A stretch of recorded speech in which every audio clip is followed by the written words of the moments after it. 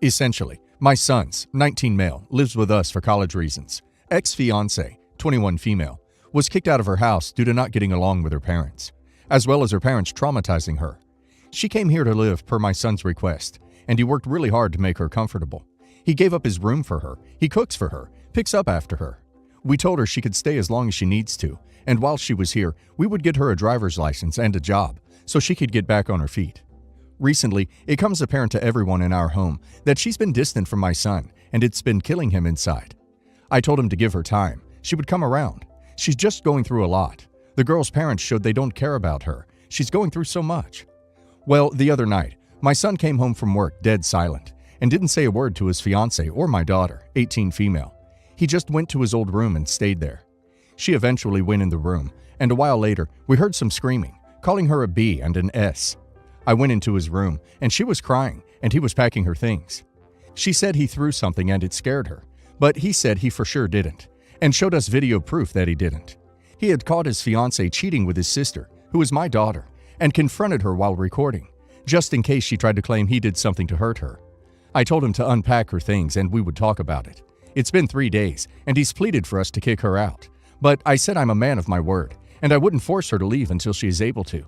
He asked me to at least kick her out of his room, and I told him he gave it up, so it's hers until she leaves.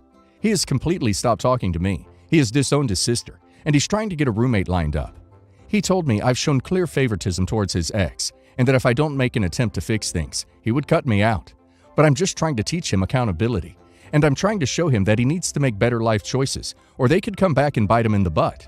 My wife started an argument with me about how even if I don't kick out my son's ex, I would still make an attempt to fix things between me and my son. But I said he's an adult now. He can apologize to me for the things he has and hasn't said. And my wife just stared at me and called me a coward.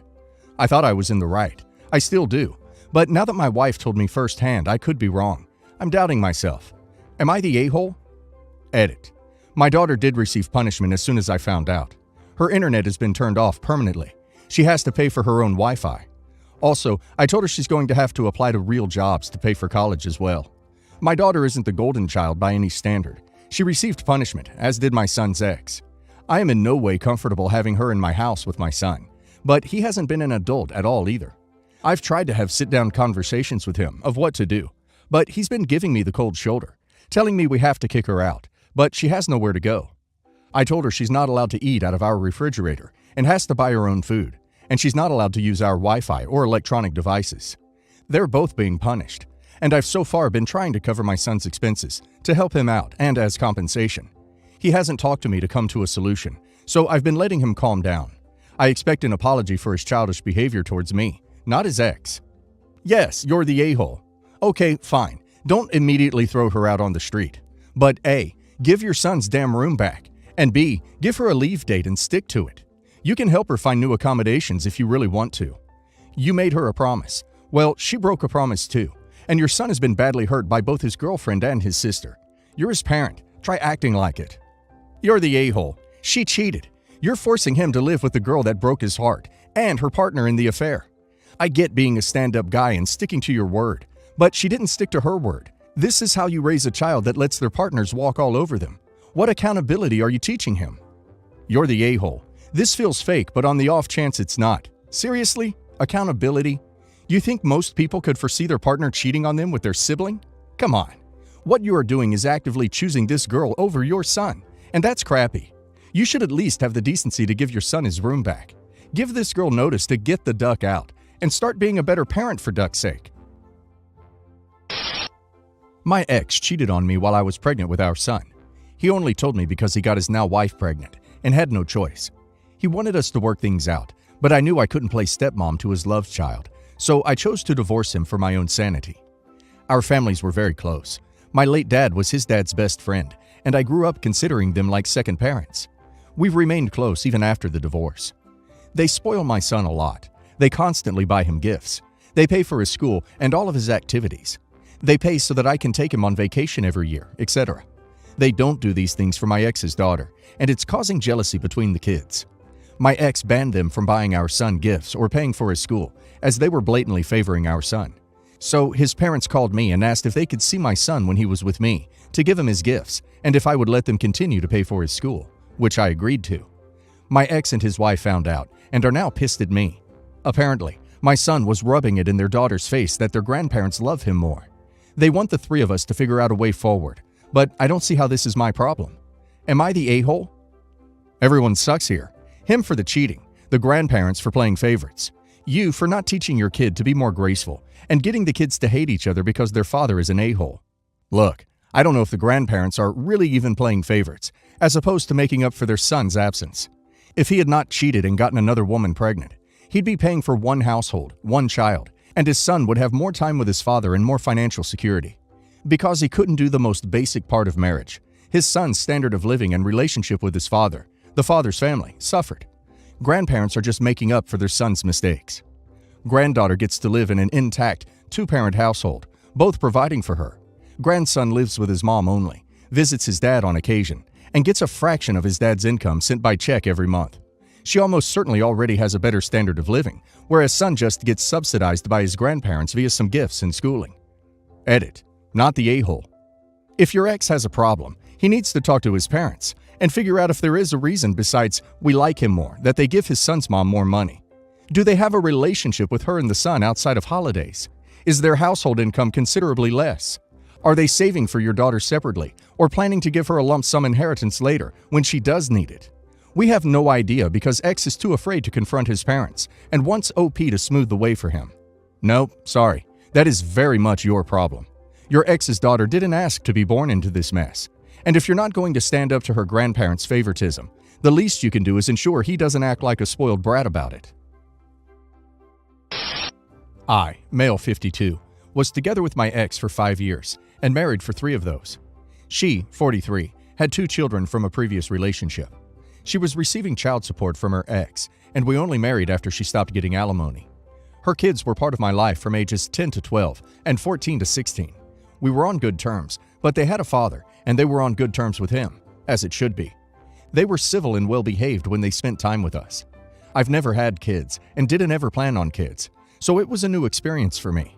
It was interesting, but I was happy that I dealt with them when they were already partly grown. My relationship with their mom didn't last, unfortunately. It might have been better if we hadn't gone from having fairly independent lives for our first years of marriage to being locked into our house together 24/7 for the next 2 years. We divorced 2 years ago. We were older when we met, and we both had careers, so we had a prenup. I kept my house that I owned before we married, and she got some money from the retirement fund we set up. We are from a small town outside a big city, so we saw each other every once in a while, at the grocery store or at social events. The older kid is starting college this September. I remember helping them plan out their high school AP classes and talking about getting them a car if they wanted to drive in from town to a train station for school. It never happened. I never got them a car. Now they are starting college, and I saw her and she asked if I was still planning on helping her out. I said no. My help was kind of contingent on me being in a relationship with their mom. She got upset and said that the help she got from her father was independent from his relationship with her mom. I did not want to have this conversation or explain to an 18-year-old girl exactly why I wasn't willing to drop a few $1,000s on a kid I had no real connection to. I had only seen her 6 or 7 times since the divorce. My ex called me up and said that I was an a-hole for going back on a promise to her daughter. I couldn't believe I had to explain to her why I didn't owe her kid anything. Am I the a-hole? So, not the a-hole.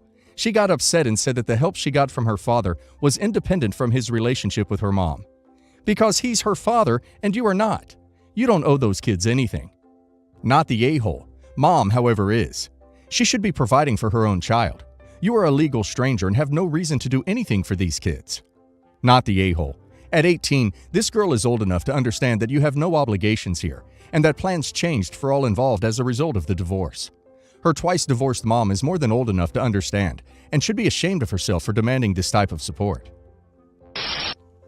I, 26 male, was dating Lisa, 25 female, for around 3 years. I thought we were happy, but it turns out I was happy while she was keeping secrets to herself. Before me, Lisa was in a relationship with Mary, 41 female, but it ended. I was told that it just didn't work out. I didn't ask any more questions because, quite frankly, that wasn't my business, and I figured she knew her stuff. So let's get into it, I guess. I live in a house a few blocks away from the college that Lisa's receiving her graduate degree at. And with the way our relationship was going, I asked her to move in a little over a year ago. Lisa was put on academic probation due to grades, which caught me off guard, to be honest. I asked what was going on and if I could help. It turns out that would begin our downward spiral. After a few days, Lisa came to me and told me that she could not fight it anymore, and she needed to tell me that she was gay, and she no longer felt that she had romantic interests in men. I was surprised, and to be open, I was livid. I don't care that someone is gay, but she had no right to steal years of my life from me. Our relationship was a lie, and my time was stolen. I felt like I was going crazy. People were calling her brave while being confused why it would upset me.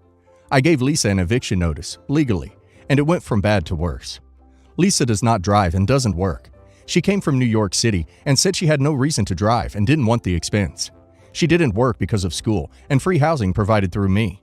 She contacted her college's resource center to figure out housing, but they were unable to help and pointed her in the direction of shelters and a local church.